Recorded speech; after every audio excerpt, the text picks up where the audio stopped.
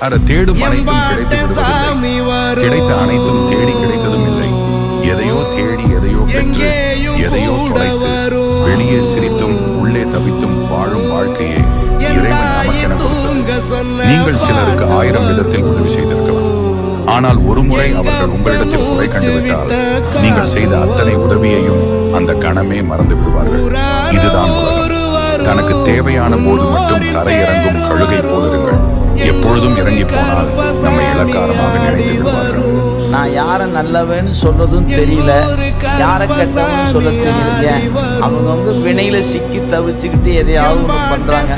வினையில செய்யறவங்கள போய் நான் போய் இவர் நல்லவர் கெட்டவன்னு எப்படிங்க சொல்லட்டும்? அவரவர்க்கு உள்ளபடி ஈசன் அருளாலே அவரவரை கொண்டு இயற்றுமானால் அவரவரை நல்லார் பொல்லார் என்று நாடுவது என் நெஞ்சமே.